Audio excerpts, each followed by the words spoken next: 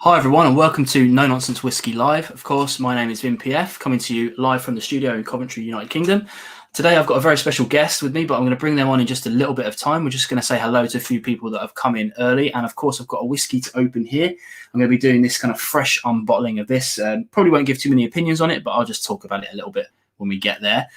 So say hello to a few people. Of course, we're going live on YouTube, Facebook, and Twitch. So do say hello if you're on any of those different platforms, because it's pretty awesome that we can do that sort of thing, right? First of all, we've got Macallan Fine and Rare, the Doc, of course. Thank you for coming in, my friend. I've got Tim Jones. Thank you for coming in as well. We've got Whiskey Straight Al, of course. Dude, thank you very much for coming in and, of course, for retweeting me earlier. That was really awesome. Thank you. Alistair Gray is here. Thank you very much. Andrew Butler says few just in time, of course, although it wouldn't matter if you were a little bit late. Of course, we are going to be on replay if you do miss the live stream, so no problem at all. Pauline is here. Thank you very much for coming in. MC Drama, nice one, dude. And from Facebook, Ty, thank you for coming. David Owen, yes, thank you very much. My brother is here. That's pretty awesome. Hopefully you're going to enjoy this one, dude, because this is a good one. We've got Alex Hatton in. I'm a new whiskey drinker, Glenfiddich 12 to try tonight. Awesome. That's where I started. Most people, I imagine, here would have started as well. So we've got Shirley Hu in. Hello, Miss Brewbird, she says. And she says, I'm a new subscriber as well. So thank you very much. Love that. Right. So before we bring a guest on, I'm just going to open up this bottle and we'll talk about it a little bit. This is the King of Trees, which is a Whiskey Works thing. I tried this on a live stream with the Dram team recently, and it's pretty good. You know, it's a bit of an odd one because it's got some native Scottish oak in the barrel instead of just kind of ex-bourbon American oak, that sort of thing. And I believe it's got some it's like a 200-year-old tree or something like that, which is pretty cool. It's pretty cool. It's the other thing to say as well, of course, it's White & Mackay's, a subsidiary of theirs, but this is like natural coloured, non-chill filtered, age statement, good ABV, all things that we like. So if you're interested in those sorts of things, check out Whiskey Works. I'm going to be doing a review on that shortly. But yeah, cheers to everybody who's come in. I'm going to be drinking this throughout the night, but the first thing I'm going to do now is bring in my guest. So please give a good warm welcome to Miss Brewbird. Oh, hey, how you doing? You doing well? I'm good, thank you. Yeah, really good to have you on. Now, you guys out there watching might not know who Brewbird is, which is a relatively new channel. You've been going for about a year now, I would say, from your first video to kind of now. But the reason why I wanted to bring Brewbird on today is because she's got a really kind of unique perspective on YouTube, which we'll kind of delve into throughout the stream, in that she is a distiller, which is pretty cool. So yeah, I mean, I've kind of given you a little bit of an intro there, but I don't know if you want to kind of talk about yourself and what you're on about on YouTube, why you're doing the thing, and what your kind of overview is. Okay, sure. Yes, I'm from Canada, Vancouver, and I studied brewing there. And then I thought before I graduated that it might be fun to get into distilling. So then I just sent a bunch of emails out to distilleries in the UK, and I heard back from one in Scotland. So I was living in Scotland for a while, and then I went down to Wales and worked at another distillery, and now I'm here in Stratford-upon-Avon at the Shakespeare Distillery. Oh, and my channel is about making spirits and just behind the scenes, what it's like working as a distillery. Or at a distillery, yes. Yeah, because I think that's the cool thing, because it's not like kind of just whiskey, because I think the obviously where you started in the Borders distillery, and the two that you've done after haven't got any whiskey. They don't make whiskey, do they? Welsh Wind are making it eventually, aren't they? They're making it. I did the first test batches of their whiskey, and they did sell it. So I did make whiskey there. Yes. Yeah, that's pretty cool. I know that Shakespeare, which is it's actually just down the road from me, and we were saying beforehand when we were trying to work out how to collaborate at any other time, and we might have been able to kind of make a video live together around the distillery or something like that, but as it is today, we're stuck in our rooms talking to each other instead. But they're not quite making whiskey yet. Hopefully, maybe one day they will, but I'm not sure if that's their aims. Hmm. But yeah, if you want to check out something like that, then make sure you go into the description below, because there's a link to Brewbird's YouTube channel. I've got a wee banner here, so I'll whip that up now so you guys can see. It's also on Instagram and Twitter, but just like me, Twitter not so hot, but Instagram much better. Your Instagram is really good. I really like your Instagram. Oh, thank you. Yeah. So yeah, so a couple of things I wanted to pick your brains about, mainly because like the kind of path you're taking. I don't know if it's kind of typical of most distillers. I always imagined that people would get into distilling if they're kind of like a family thing, or they would be there forever. So how did you kind of get into the idea of distilling as a career? Well, I guess it started back in Canada with the brewing. So my dad was in the car one day driving, and he was listening to the radio, and they were interviewing a brewing instructor in the brewing program. And she had like this amazing life. She worked at AB InBev. She was like the first female Canadian master brewer in Canada. She was telling us a story about how she bought a brewery one day when she was working at AB InBev. It was just incredible. And then he came home and he said like, "Oh, you should give that a try. Why don't you enter that program?" So then I did. And then when I started brewing, I always liked distilleries, like the copper stills. They're so beautiful. I was very attracted to that. So I thought, oh, I'd like to try that too. So that's when I started emailing all the UK distilleries, and I got the job. Yeah. Yeah, that's pretty cool. And I should say as well to everyone watching, if you've got any questions, I don't know if I said this already, I might have done. If you've got any questions, throw them out onto the comments, and I'll put them up on the screen, and we'll talk all things back office. Because as I said earlier, one of the things I really like about your channel is that you're not just kind of touring the distilleries that you're in. You're going fairly in depth into how the distilleries operate, to the point of like, settings on the stills and things like that. And as a technical person myself, I find that really interesting. I was saying to you earlier before the stream that you did a video recently that was like, why would you use reverse osmosis water versus deionized water?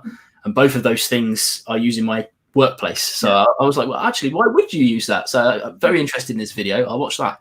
But that's the kind of thing you can expect from Brewbird on a channel. One of the things I was going to say is at the start of your channel, it was all very much kind of food. Yeah. And then you kind of switched over. What happened there? Yeah, I really like cooking. Cooking and baking is my first love. I do a lot of that. And so I wanted to make a cooking channel. And I was doing it, and I had been making videos for about 6 months, and I only had 50 subscribers. And I thought, oh my God, it's going to take me 10 years to get to 1,000 to have any chance of being monetized. So I was like, I don't think I should do this anymore. So I went to the marketing specialist at the Borders Distillery, and I said, can you please do me a favor and look at my channel and see like how can I make it grow? And he said, okay, well, I see you have some distilling videos in the mix, and you have a lot more views on the distilling videos than you do on the cooking videos. So rather than try to be one of millions and millions of cooking channels on YouTube, you should just do what makes you special, which is the distilling. Yeah. Yeah, absolutely. I have to say, before I settled on Whisky as a YouTube thing, because I don't really have a history of video production, but I've been a fan of YouTube as a platform since it came out in 2006. And I've had this account. I've rebranded it a couple of times, and I've had it since 2006.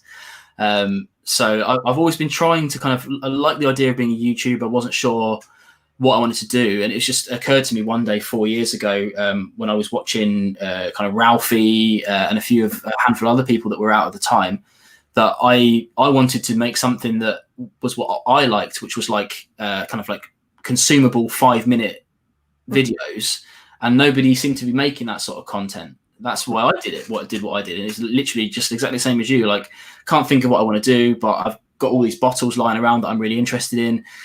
I'll talk about that, and we'll see how that goes. And just like you know, it took a long time. You know, the first sort of 100, 500 subscribers, and I think it must have been probably about.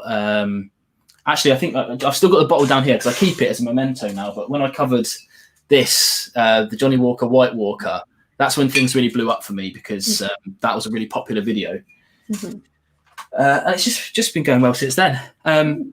So going back to your time in Canada before you came over here, did you like kind of ever sample any whiskies and things over there, any kind of distilleries? Because I know Canada's got a really big, rich history of distilling, but they don't share it with the world. They keep all their best bottles to themselves, I noticed. I didn't know that. Oh, I didn't know that. I didn't know that was an impression the rest of the world had of us. Yeah. You know what? I've only been to one distillery, and it was a brewery / distillery. And I've been to a lot of breweries, tried a lot of beers. I can't say I've tasted any spirit or gone to any like just distilleries in Canada, though. Yeah. Do you think when you head back over that's what you're going to be doing? It's kind of do you think you might be touring, or do you think you might kind of find one you like and settle there if you're going to head off at a distillery as a career? Oh, well, ever since I was a child, I always wanted to go live in Japan for a little bit. So when I'm done in the UK, I really hope I can move to Japan and work at a distillery there. Yeah, that's pretty cool. I like the idea of how that works, because that's the good story of Japanese whiskey, isn't it? Is when guys came over to Scotland to train and then go back over there. So yeah, hopefully you get to see some really amazing distilleries over there, because the settings that you can see, like Scottish and Welsh and British countryside is lovely, but Japan's definitely on my hit list. One day I'll get to go. It was always on the plan, and now I've had a child. It might be a little bit longer, but one day I'll get. Actually, also Canada's on my hit list as well. Oh. Would love to go. But it's so massive, isn't it? So. Well, you've got to come to Vancouver. That's where I'm from. Do all there's a lot of breweries there. Are you into beer or just whiskey? Yeah, so I'm not that adventurous with my beer, but I'm a huge kind of pale ale fan. Kind of anything kind of IPA, or as we would have over here, like EPA and things like that. I don't go too hard into like bitters or stouts or anything like that. I'm not a huge fan of that, but yeah, a nice frosty cold fizzy IPA goes down very well indeed. And I like it with a bourbon as well. That's like a Boilermaker. Mm-hmm. Mm-hmm. That's one of the things. We actually do have a question. Oh, do we? We're getting a bit ahead of ourselves, but we'll throw it up anyway. First Fill Whiskey, which I've always said is a brilliant username. Love that, First Fill Whiskey. He says, so you do you do the actual distilling, and how many stills do you operate, and what size are they? Which I guess is a different question depending on which distillery you're at. But I guess if we talk about the difference between Borders versus where you are now, maybe. Okay, so the Borders, we had 4 stills, 2 for the stripping run, and another 2 for the final spirit run. And so yes, I did use them. I use the stills, of course. I'm a distiller after all. Yes, and what else? Yeah, so there was 4 there, and we also had a big mashing vessel there, and so we made wort 25,000 liters per batch. Yes, so that was a pretty big, I would say, a medium to large size distillery. And then I went in the Welsh Wind, and I was making whiskey there. They had 2 stainless steel stills. They were 500 liters. And we had the wash brought in. So a local brewery would make it, and then they'd deliver it to us. And then I would just put it into the still and turn it on, basically. But I think the stills weren't quite right for whiskey making. So in the end, when I left, they were in the process of selling them. And they're getting an eye still, which is also the kind of still we use at the Shakespeare Distillery right now. And so at the Shakespeare Distillery, we have one 250-liter eye still, another 500-liter eye still, And then we just got a 2,000-liter fermenter. So we can make rum and do a molasses fermentation. That's actually a good segue onto that, because that's one of the things that's interesting about what the Shakespeare Distillery, because they make mostly gin right now. That's probably fair to say.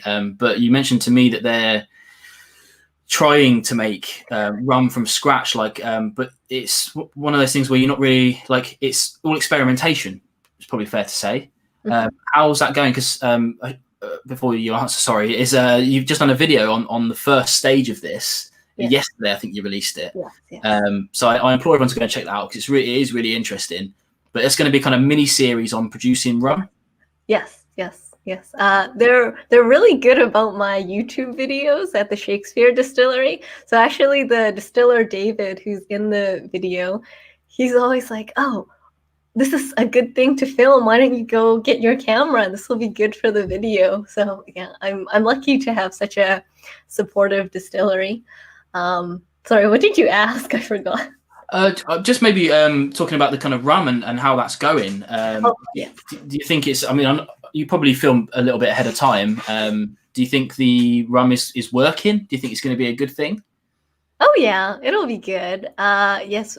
Before I came, David, the distiller, he did 30 small experiments, rum experiments. And then I'm here now. And then we just got the molasses. We're using a better supplier. And we're doing some more experiments now. At this time, we've just filled the 2,000-liter fermenter with our molasses wort. And I think we'll probably distill it on Wednesday, this coming Wednesday, or Thursday. So we'll see what it's really going to be like at that time. Awesome. And is it going to be a white rum, is it, do you think? We're starting with a white rum, and they're hoping to release it just before Christmas time, but we'll see how that goes.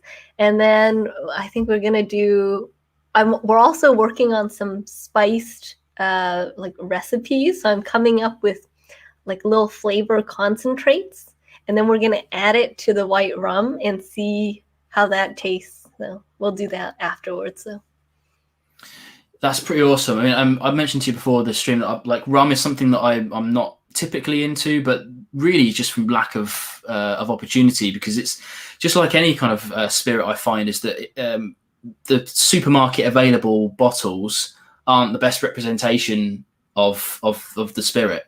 So I've tried a few rums that are like supermarkets, and then I went to a festival and tried some Foursquare and things like that, proper Caribbean rums, and was blown away by the difference between that. So where do you think that will fit in with those kind of rums there? You think it's going to be kind of like general tasting rums, or do you think they might do some barrel aged rums and things like that? I mean, obviously you're talking about things that definitely haven't happened yet. So hopefully that's what they're thinking about doing, but I'm not sure. We're trying to do something a little bit more special than a supermarket rum. So we just did a tasting the other day. And what I do is we'll distill it, and then I'll collect it in 20 milliliter fractions at a time. And it's all numbered. So we'll taste it 1, 2, 3, 4, all the way down to 20. And then we'll decide where to make our cuts and what to include in the final rum. And so we're going very deep. Well, there's the heads, the hearts, and the tails. So we're going very deep into the tails. So it's got a bit of a kick to it. So it won't be like a supermarket rum. Excellent. Yeah. I mean, that's awesome. I'm very interested to try it, to be honest, because maybe it'll kind of see me down a different path. I obviously focus on whiskey very heavily, but I need to get into more distilled spirits to get a broader overview. I'm very aware of that. My wife likes gin. I'm not a huge fan of gin, but you've got to try these things. You've got to keep going, and it's good to diversify. I'm kind of glad that you're working in different places where they're making different products, because it must be super interesting to kind of make whiskey, but if it's your day in, day out, it must get fairly kind of routine, I imagine. Whereas I saw the things you were doing in your videos, especially with the gin making, it's a lot of it's experimentation and artisan stuff and weighing out the different botanicals, and you can just change it day in, day out, which I think is really cool. Which I imagine is what kind of drew you to it as well, is that kind of general innovation. Yeah, so I just like making things, like cooking, baking, YouTube videos, distilling, brewing, making things. Yeah. So I want to ask you as well, neatly again, the kind of your YouTube channel is so well set up right from the start that I wonder if you have like good video background in video, or an interest in video, or did you make videos before you did this project? I made, like, that first video, it's the first time I used Adobe Premiere, so I had to figure out how to use Adobe Premiere, and the program crashed a couple times and I lost the entire project a few times.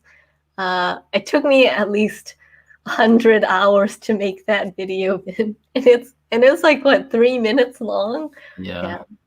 But I look back on it and I'm like, wow, that was really terrible, but I have to keep it up there for posterity. Yeah, I feel the same way. Some of the videos I put out to start with, which they're just really bad, but they took me entire weekends to figure out. And as a user of Premiere Pro myself, but I made the switch to that after about 1.5 years, and it's not user kind of friendly at all at the start, because you have to really figure out all of these crazy button presses. Once you get used to it, the workflow is pretty good, I think. But yeah, I mean, the quality of your videos is up there already, and you're kind of doing really interesting things with cuts and edits and music, and it's I think it's all coming together in a really good package, making these really interesting videos, because they are interesting videos. I wanted to ask you a little bit about the kind of the day-to-day, maybe not so much in the current distillery, but if we're talking about kind of whiskey creation. In the Borders distillery, you did a video there where it was like a day in the life of a distiller. Do you think that's a kind of like a typical day, or was that like a not so typical day? Let me think about that video. I remember when I filmed that video, it was about Jim, and actually Jim made a mistake that day on one of the stills, and he filled the still with the wrong wash. So that one was like still fermenting, and then he chose the wrong one, and he put it through. And so I couldn't actually really film it, the whole thing. I had to kind of fix it to make it seem more seamless. But other than that, I think that is a pretty typical day there. We do sit down and have a lot of tea and coffee all day long. I think he really does drink like 5 or 6 cups throughout the workday. Yeah. I mean, it must be like you have like maybe a fair amount of downtime, but then like you very quickly have to go and do an operation, and then you might get a bit of rest again. Is that probably fair to say? I think that distillery was very unique, and there was like a lot of distillers working there, so it was pretty chill atmosphere. But I was talking to some other distillers, and they said like, no, that's not what it's like working at my distillery. That's not it at all. And then going in the Welsh Wind and Shakespeare distillery, it's more like a normal working hours, and it's not as relaxed, I would say. Because at the Borders distillery, a lot of days I would leave in the middle of work to go buy groceries and then come back just in the middle of the work day. And that was totally normal. Like, that's what we just did. So it's very interesting, very laid back there. That's cool. Was it fairly automated? I think that you said there that it's quite hands-on still, but was there a lot of kind of automation in when you get going with it and you can kind of get the hearts going? You could just leave it for a while. Yeah, I think it's quite hands-on compared to like maybe Diageo or those really big distilleries. But I mean, that was still a pretty big distillery, so a lot of it was pretty automated. Yeah, and you could just walk away a lot of the times. You just had to like check up on it every so often. Yeah, there's a distillery I visited last year in Ireland called Waterford. They've taken over an old Guinness brewery that was state of the art before they closed it down. So they can run the entire thing with just one person because it's all automated. They can do this kind of computer thing, and I sort of wondered if like that's obviously their style, and that's okay with that. But and then I've been to like Glengoyne Distillery is a great example where they're literally using pieces of wood and rope to measure the depths of tanks. So that's the kind of like the two sides of it. So I guess it's nice to see someone like Borders. I mean, the distilleries you worked at are all fairly new. I'm not sure about Shakespeare. How long has that been around? 2015. Yeah, so fairly new. So they must all be pretty in pretty good nick. Let's say they're not in kind of broken down buildings or anything like that. So I guess it's fairly nice to work for a kind of newish distillery in terms of the engineering and things. Mm-hmm. Yeah, that is true. That's true. First, Phil has got another question for you. He says, do you have any products in limited release that use experimental ingredients or techniques? Oh, is he asking you? Or is he asking me? I think he'll be asking you, yeah. Well, the Borders Distillery was fairly new. They only started in 2018. And so they don't have any whiskey out yet. But there was this really funny story about one time one of the founders had this idea that we should make rye whiskey. And then so he bought a bunch of rye in, and we used the same machinery to try to do a mash. And if you've ever worked with rye, it's very, very sticky. And the whole mash just got stuck. We were barely able to drain anything out from the bottom of it. And then I was in Canada at the time visiting my brother. And so I wasn't there for the actual mash. But when I came back, everyone was telling me like it was a disaster. It was a nightmare. And then so they just gave up doing the rye mash. But we still had a lot of rye in the tanks. And so we just had to like pour it all on the ground. And then we had to use buckets to put it out in the trailer to be taken away. So we did that for like about 3-4 days. Just everyone would come in during the shift and just start bucketing the rye and putting it in the trailer. So yeah, that was a disaster. But in terms of a limited release, we will have a limited release of the rye at some point, the rye whiskey, from that little disaster experiment that we had. I'm not sure when that will be out though. I think that's good though, because that's all part of the learning process. I think is like unless you bring an expert on board right from the off who knows what they're doing from rye, you're going to be going through cool things like that. But that's part of the story of it, which is pretty cool. So when do you think Borders are releasing? Because I haven't tried any Borders stuff yet. They don't have. Do they have whiskey out yet? No, so they only started making it in 2018, and it has to sit for at least 3 years and a day to be called Scotch whiskey. So they might have something in 2021, but probably not. I think they don't want to release anything if it doesn't taste good. So just because they can legally call it Scotch, they're not just going to release it at that time. They'll wait till it's ready. So it might be more like 6 or 8 years time. We'll see. Now, you did a video at the Borders Distillery about buying a cask, which is a cool thing because you did a video before that about kind of answering your own questions about whether you should or not, and then the next one was like you buying the cask, and it's always something I've quite fancied doing. I imagine that you haven't really had much involvement with the cask since you filled it, because obviously now it's just sitting there. But how did you find the whole experience of doing all that? Of doing that, let me see.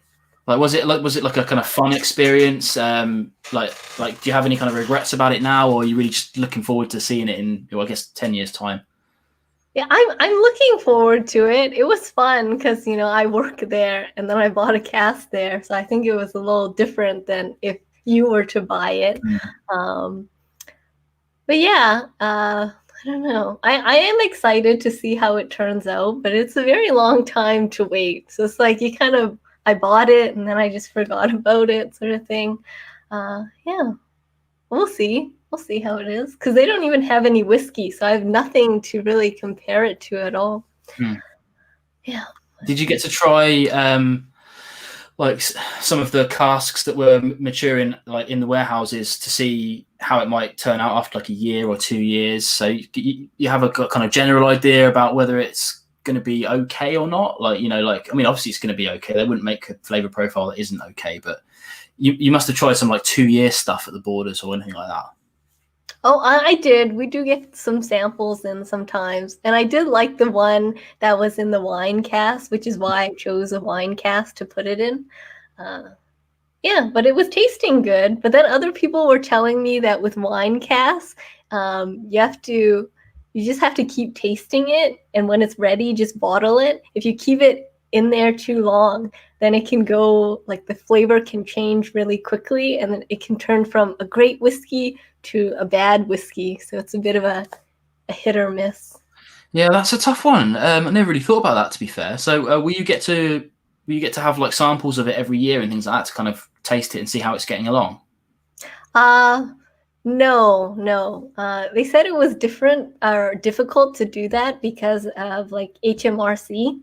But the founder, he told me that they were going to launch an app.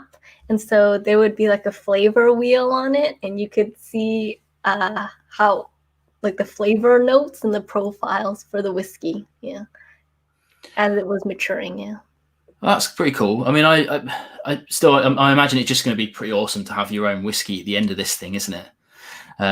Whether you take all those bottles away with you, or if you divvy them out with friends, or even if you, I guess, sell the cask at the end of it. It's just a cool thing to be part of. Yeah. It feels like I'm just tied to that distillery, even though I've left it. Yeah, I guess it's a good reminder of being there. Tim Jones has just asked here: is it the acids in a wine cask that can make it turn? So getting technical now. I'm not sure if you'll have an answer to that, but I'm not too sure either, but. Yeah, it was just I was talking to another distillery and he just said that to me and I didn't really think too much on it. Sorry, Tim Jones.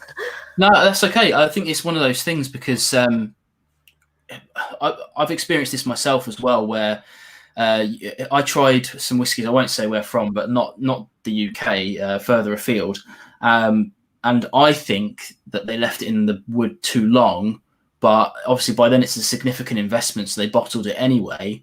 And I thought it was massively over-oaked, but I'm in a minority. I know some good friends of mine think it's the best whiskey they ever tried, but I even picked it out in a blind tasting lineup as that exact whiskey because it was the only one that I didn't like. It was bizarre. It was bizarre.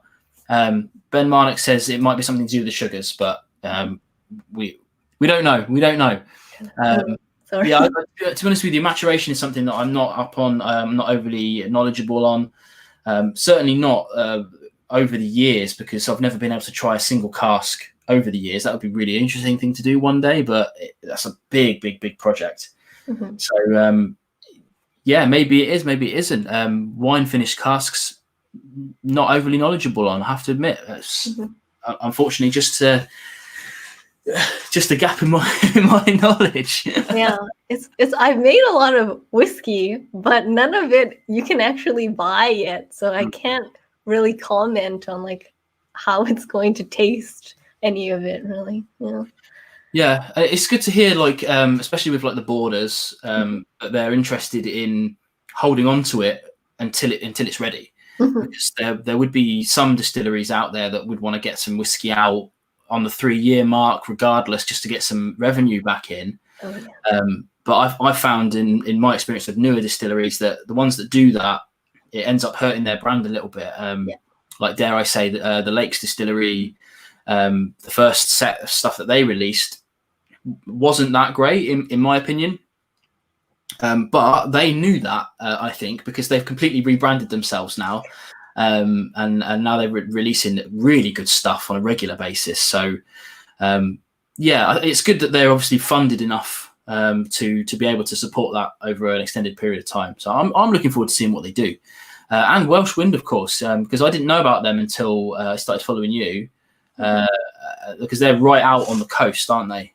Yes, along Cardigan Bay. Yeah, that's a long way to go.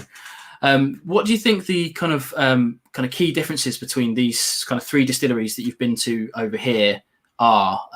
Obviously, the different products, but do they do things in different ways? I know you said that the borders are like laid back. These guys not so much. But yeah, how different can they be? I mean, it's very different. Just to go into a new distillery and then you just see the work culture, the way they do things is totally different. And it's always like, you're learning like how, like different ways of doing the same thing. And of course, like the Borders distillery is so much bigger compared to these other distilleries I'm at. And we're doing whiskey, but of course they can't release it yet. So in the meantime, they're making gin and vodka as well, to kind of just try to bring some money in. And they've also got 2 blended whiskeys that they're selling. And again, just to bring some money in while we wait for our whiskey to be ready. And then, that was a big distillery, quite automated. And then I went to In the Welsh Wind, and I went from working with 6 other distillers to being the only distiller. And so that was quite a change for me. It was quite lonely to be fair, yeah. And then you just kind of had to figure everything out yourself. It was interesting. And then they brought the brewer in who was making our wash for us, and I had to like sit down and talk to him about his process of how he makes the wash and what he needed to change before delivering it to us. So that's very exciting to be on the ground floor of their initial whiskey making process.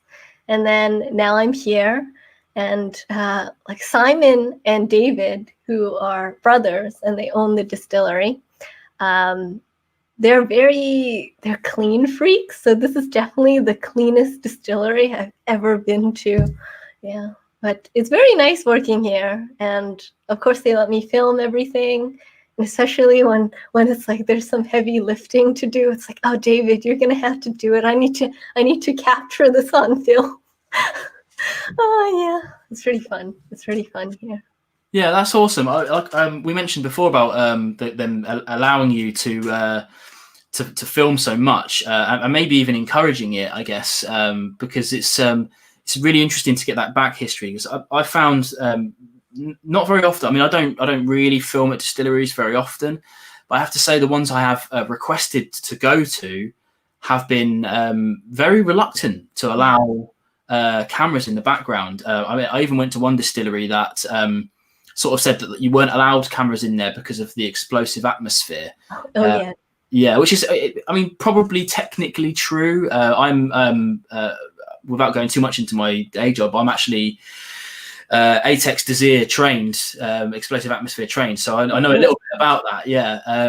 And I was kind of sort of saying to them, well, I mean, it probably is okay. But they were like, no, you can't do it. And then I had one distillery just absolutely flat out refused. They said, we absolutely do not want any. You said you can come down and you can talk about it, but with no footage inside.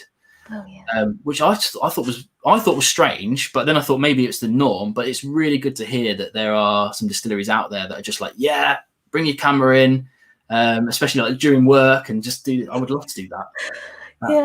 Yeah. It wasn't always like that. In the beginning, when I had 10 subscribers, I felt bad being like, oh, can I film during work?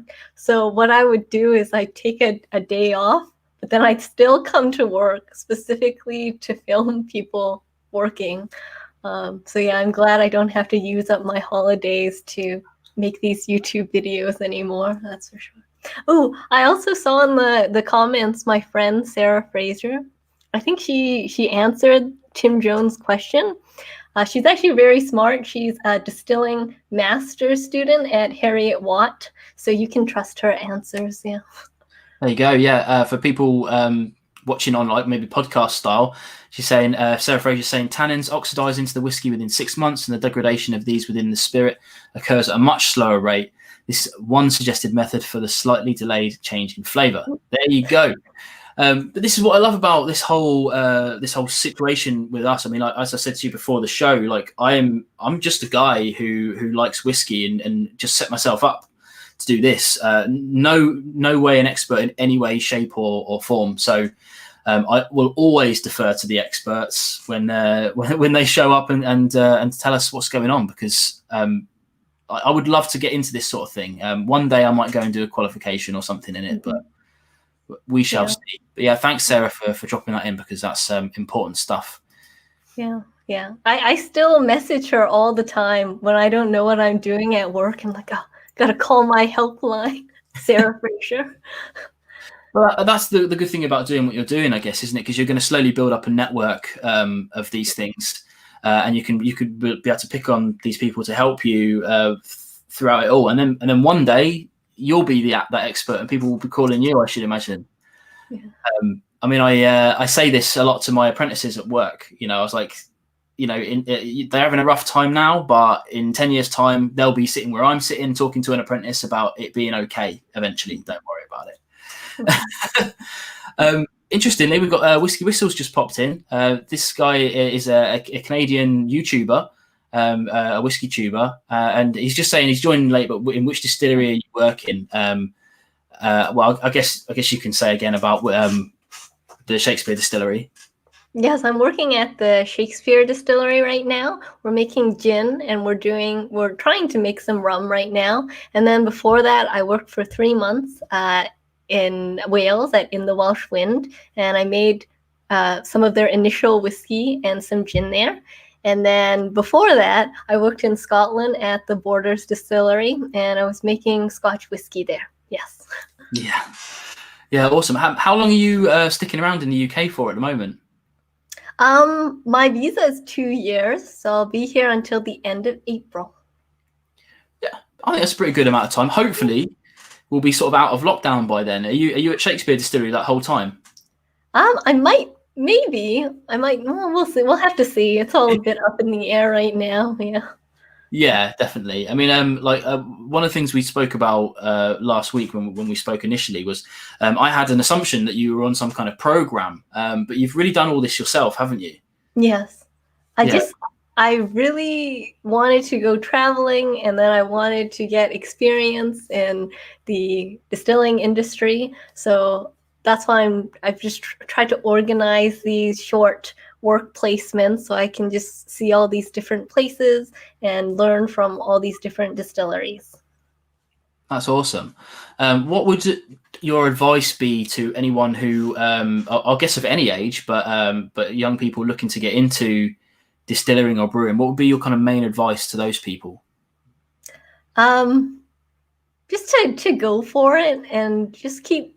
Like for me, I just started emailing distilleries in the UK. I didn't know anyone in the UK, so I just mass emailed like 70, 80 until someone finally replied back to me and said, yes, sure, you can come over and work at our distillery. So yeah, I think that's important, just to not defeat yourself before you've even started. You just have to keep trying and trying and trying and trying and trying. That's it.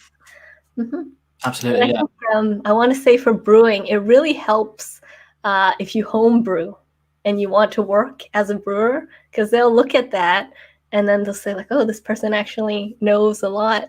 Because that experience is very valuable.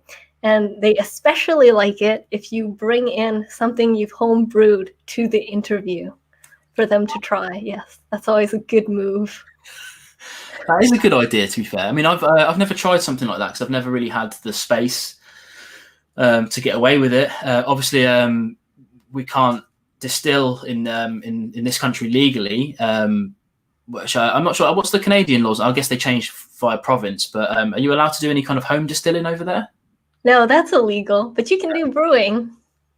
Yeah, I was thinking. I mean, I get the reasons why it's illegal to do, because there's obviously some very dangerous things happening at certain points in the process, and I guess it's. I mean, for me, I guess it's more about the methanol production at the start, which is very, very bad for your health if you end up drinking that. Ben Marnett's asking. We talked a little bit about this earlier about your studying in Canada. But I don't know, maybe if you want to talk a little bit about what you was like during because you did a brewing qualification, correct? Yes, I have a diploma in brewing and brewery operations from Canada.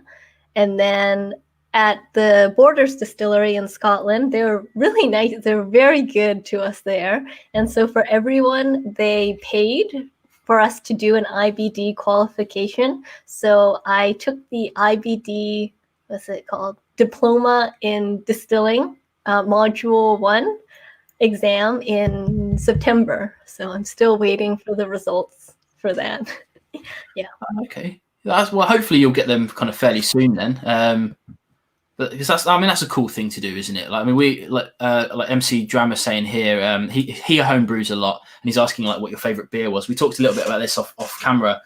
I was saying about how I'm not very adventurous with my beer. I like an IPA, and I'm pretty basic like that. But what about you? What kind of beers would you be into, like in terms of flavor profile? Yes, I really like a saison. Always a good saison and a Hefeweizen. Yeah, I'm into all these weird experimental beers. I'm not much for like pale ales or lagers or stouts or porters. So it's too bitter for me, those ones. Mm-hmm. Oh, fair enough. Yeah, I mean, like I said earlier, I'm not particularly adventurous. I don't mind some kind of European-y vibes, like a wheat beer or something like that. But I'm not particularly adventurous. What about you, MC John? What's your kind of favorite beer if we drop it in? Whiskey Whistle sort of commented on our Canadians have to say it's illegal, but done quietly.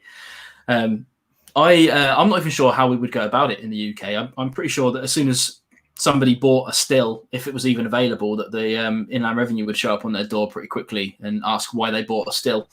I thought that too from all the articles I read on the internet. And then I met someone, I won't say who, but I was just talking to him and he was like, yeah, I bought a still from Portugal, just online, just whatever, and nothing happened. And so, yeah, he just, quietly distills things at home. Well, I mean, that's how a lot of places started. Like, one of my favorite stories, I can't remember who actually said this to me, but they were talking about visiting a Scottish distillery that was right out in the sticks, and they said it was a beautiful distillery, but my God, it was difficult to get to. And I sort of thought, well, that was probably the original point, because it was probably an illegal distillery to start with, so it had to be difficult to get to, so that the taxman didn't find them, and now it's just still on the same site. So I guess a lot of Scottish distilleries and around the world started out like that. Mm-hmm. Ben's sort of following up on his questions. He's saying, what was the qualification at Heriot-Watt, and did you think it was useful and relevant? It wasn't there, was it? It was somewhere else. It's not part of Heriot-Watt. I think it's its own organization. It's called the International Brewing and Distilling something. I don't know. It's an IBD organization that runs it. And so I took the diploma in distilling with them. So there's 3 modules and I've taken the first one. So I need to pass all 3 in order to actually get the diploma. Yeah, we'll see if it's useful or not. Yeah, I think always work experience is king, though. So, absolutely, yeah, fully agree. But personally, I'm not qualified at all for the position that I'm in, but I've got so much experience that it cancels it out. So I get away with it that way. You mentioned earlier, while we're talking about beers and things like that, something that's always fascinated me about whiskey is that the kind of the wash that's made beforehand, this kind of whiskey beer, is always quite nasty. In the was it Welsh Wind that you imported that beer from the brewery? Was that a specifically designed beer for the whiskey making, or did you just use the beer that they were making? Right. So that's why I sat down with the brewer there, Mm. because he's just used to making beer, but we wanted to make a wash. So we did change the process a bit to fit our needs. Yeah. And I think for like the borders, when we made them wash, there's no like what's it called, cooling units on the fermenters. So the temperature of the fermentation will just get as high as it wants to. And in the summertime, this can get very, very, very high. But if you have like a brewery do it, then their fermentations are all temperature controlled, so they can set the max temperature for it. So yeah, it is. I think it's probably like a bit cleaner and nicer if you have a brewery do it. Yeah. Yeah, because I guess that's a whole subsection of it that you don't have to worry about. Do you? I'm probably kind of putting you on the spot a little bit here, but do you know kind of why a good tasting beer doesn't make a good whiskey? Because that's always fascinated me. But I don't know if you know that or not. I think, well, it also has something to do with the temperature. If you ferment it at a very high temperature, then the yeast activity is just going crazy. It's producing a lot more esters and things, which will give the whiskey a more flavorful profile. But for beer, because you're just drinking that product as it is, they control the fermentation temperature a lot more. Usually we keep it at around, let's see, I think it was like at around 8 or 10 degrees Celsius, whereas like some whiskey fermentations, they'll get to 30, 35 degrees Celsius. Yeah. Yeah, that's really interesting. That is. I mean, my own experience of kind of firsthand. I've never got to try it, but people always say that you shouldn't. But I went to I think Waterford again, and they opened up the kind of the place where they keep the wash. I forget what they call the thing now. Washback. Yeah, that's it, washback. And they said, don't get your head in too close. And I sort of went, well, why not? And I went, and it just hit me. I couldn't believe the smells that were going on there. It smelled as strong as whiskey already, but it was only like about 10%. Which is absolutely fascinating. I would love to try it. I'm a bit of a kind of I mean, when someone tells me something's gross and I shouldn't try it, I kind of want to. Yeah. So maybe one day I'll find somebody who will let me try a little bit, and that'll be the last thing, and my curiosity will be satisfied. Yeah. Are you there? Yeah. Did we freeze a second then? Yes, you froze a second. Yeah, I think probably the reason actually he told you not to put your head right in there is because of the carbon dioxide. So it'll just like hit you in the face like a punch. Yeah, that's exactly what happened. And lesson learned. But it's that whole thing. Don't press the red button thing. And I'm that guy who's like, I want to press it now because you told me I can't. Ben Marnock, who I have to say, a good friend of mine, Ben. He works in the industry and a different section of the industry, so he's always got good questions. But he's just asked here: is the water at Borders different to the other distilleries? Clear to cloudy, and what difference does that make? A lot of questions. I don't really know. At the wort. Oh, I can't even really remember. It was like a brown, clearish liquid. Yeah, I would say clear. Yes, we don't ferment on the grain, so yeah, it was clear. And what difference does that make? I guess we'll have to wait and see with that. Yeah, I don't know. The whiskey's not out yet, so I can't really comment on it. Yeah, I mean, I'll be interested to see what they do with that, because that was kind of one of the questions I was going to ask you a bit earlier, which was now that you've seen these 3 distilleries, I know that a lot of traditional Scottish distilleries do things in the way they've always done it, and some of the newer distilleries are trying to do things in different ways. How much scope do you think for innovation there is, especially at Borders is a good example because they're controlled by the SWA to a certain extent. How much scope for innovation do you think that they have there, and do they wish that they could try different things like the Welsh Wind could do because they're not controlled by the SWA?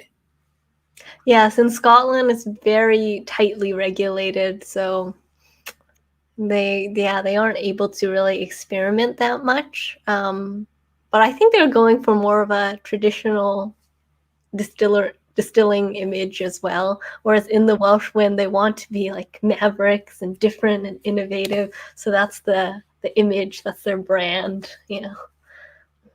Yeah, I mean that's pretty cool. What do you think, if they even are allowed to say, but what kind of things do you think that they might do that would be different? Are they experimenting with like wood types? Are they experimenting with different ingredients? Yeah, well, I think the biggest thing that's different from in Scotland is they're using an ice still, and it's a stainless steel still to make it. Yeah, which is very uncommon. And that's still like you don't have to do, like in Scotland we do a stripping run and then we do a final spirit run. Whereas this still, you just do one distillation. Oh, So there is no stripping run. that's interesting. Yeah, Yeah, because that I've seen there's a few of your videos that you've done about this ice still, and I have to say I don't know anything about it. So it sounds like an interesting piece of kit. Is it fairly new to the market? It's fairly new, yes. I don't know exactly the year, but yeah. They're also trying to be innovative as well, so that's what they're going for. Definitely, yeah. I think if anyone's watching and wants to find out more about that sort of thing, then you should go and check out Brewbird's videos on the ice still and whatnot. We're actually come up to the hour, which is I did say it might come around quick, didn't I? Yeah, it does come around quick. So it's been really good to have a good chat with you. Yeah. Have you got any kind of like closing comments you want to make about how people can find you and what kind of things you're doing if they missed the start of the show? Oh, well, I'm a Canadian distiller. I've come to the UK. I've worked in Scotland. I've worked in Wales. I'm working in England now just to gain more experience in distilling. And I film about what it's like working in these distilleries and making all these different spirits. So if you'd like to learn more about that, then you can check me out on my YouTube channel. It's called Miss Brewbird, and the links to all the social media is below. So yeah, hope to see you there. Yeah, absolutely. I fully recommend it to everybody. Obviously, we know a lot of the kind of whiskey tube vibes at the moment are kind of things that I'm doing, which is kind of reviewing. So it's really good to see someone with this this kind of back office access, and long may it continue. And I really hope that you do get those kind of placements in Japan, because I would love to see these videos being made like from that perspective, because I genuinely no idea what they're doing over there. I think they're doing like most of them are kind of emulating Scotch as best they can, but obviously Japanese whiskey is a huge buzz at the moment, so it'd be great to see that. I think we've got one final question from Tim Jones, who's saying, does the distillery do tours at Shakespeare? Yes, they usually when we're not in lockdown. But we're going into tier 3 in Stratford-upon-Avon when we come out of the lockdown. So I don't think they'll have any tours until at least January. But yeah, it's a very good tour. I would check it out if you can.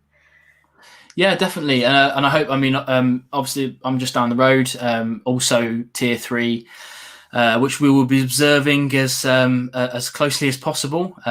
But hopefully, if you're still around when the lockdown gets eased properly, maybe we'll get together and make a video properly, and do some kind of, I don't know what we'll do, but we'll talk about it and see what happens. Okay. But if not, hopefully you're working somewhere else that's equally enjoyable. Have you got anything on your radar that you'd like to go to? I do. Don't say if you can't say. I won't say. I've been talking to another distillery. They're an English distillery. They mainly make gins, but they're going to start making whiskey. So I'd like to go there. But again, I don't know what with everything happening in the world. If I could go there and I could make videos about the very start of their whiskey journey, that would be really cool. We'll see. Yeah, that would be cool. I've always thought I still consider myself a small YouTuber. When I was a bit smaller, I always thought that that I would like to stick with the new guys. Like the established distilleries don't need me. But the newer guys might need that kind of that congruence. So yeah, it'll be great to see. And I'll be looking at your channel with interest. Hopefully, people watching it, I can see a few people that have said that they'll go and click the subscribe button. So I hope that's good. Hopefully, a few people will migrate across. So yeah, thanks very much for coming on. It's been really good to chat to you. Yeah, you too. You too. Right. Excellent. And I will see everybody else on my next sets of videos. I've got some advent calendar videos coming up and a few reviews before the end of the year. And of course, my Whiskey of the Year video and my ever famous collection video will be coming out in January. But yeah, thank you very much for coming along. And I will hopefully speak to you soon. Okay. Bye, everyone. Bye, everyone. See you later, guys.